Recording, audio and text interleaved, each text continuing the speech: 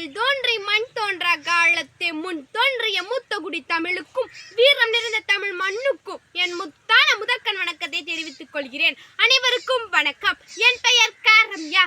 தமிழ்நாடு நம் தமிழ்நாடு செந்தமிழ்நாடு என்றும் போதினிலே இன்பத்தேன் வந்து பாயுது காதினிலே என்ற பாரதியாரின் வரிகளுக்கு ஏற்ப ஒரு நாட்டிற்கு பெயர் மாற்றப்பட்ட நிகழ்வு சாதாரண நிகழ்வல்ல. தமிழ்நாடு என பெயர் மாற்றப்பட்ட நிகழ்வு தமிழக வரலாற்றில் ஒரு பொன்னெழுத்துக்களால் பொறிக்கப்பட வேண்டிய நிகழ்வாகும். சுதந்திரத்திற்கு முன்பு சென்னை மாகாணம் என்பது பல பிரிட்டிஷ் மக்களை பேசும் பகுதிகளை கொண்டிருந்தது.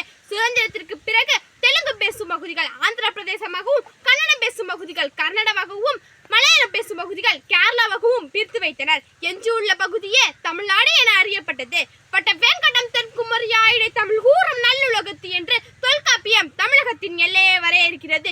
இவ்வாறு சுதந்திர போராட்டம் காலம் தொட்டே தமிழ்நாடு என பெயர் சூட்ட கோரி சுதந்திர போராட்ட தியாகிகள் போராடி உள்ளனர். சுதந்திர போராட்ட தியாகி சங்கரலிங்கனார் அவர்கள் தமிழ்நாடு என பெயர் சூட்ட கோரியும் மேலும் பல போராட்டங்களுக்காகவும் உண்ணாவிரத போராட்டம் செய்தார். தொடர்ந்து 76 நாட்கள் உண்ணாவிரத போராட்டம் செய்து இவ்வுலகை விட்டு மறைந்தார். சங்கரலிங்கனார் அவர்கள் இவ்வுலகை விட்டு மறைந்தாலும் மக்கள் மனதை விட்டு ஒருபோதும் மறைய மாட்டார்.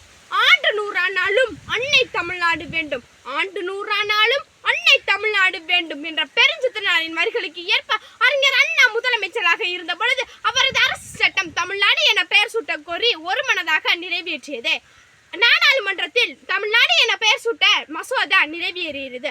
1969 ஜனவரி 14 அதிகாரப்பூர்வ அரசு தகவலின்படி மெட்ராஸ் ஸ்டேட் என்பது தமிழ்நாடு என அறிவிக்கப்பட்டது. தமிழ்நாடு என பெயர் சூட்டப்பட்ட நிகழ்வு சாதாரண நிகழ்வா?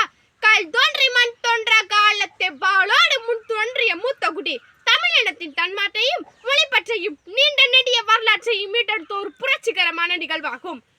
மூவேந்தராண்ட தமிழ்நாடு, முத்தமிழ் வளர்த்த தென்னாடு, வீரம் விளைந்தது மண்ணோடு வீரர் களங்கள் பல நூறு, பரதம் சிறக்கும் கண்ணோடு கலைகள் நிற்கும் பொன்னோடு, இளங்கோ கம்பன் காப்பியமும் அவ்வை பாரதி புலவர்களும் தமிழன் பெருமைக்கு நற்சான்று. சொர்க்கமே என்றாலும் அது நம் நாட்டை போல வருமா? முட்டியுமா நம்மால் என்பது தோல்விக்கு முன்பு வரும் தயக்கம், முட்டிந்தே தீர்வோம் என்பது வெற்றிக்கான தொடக்கம். நன்றி, வணக்கம்.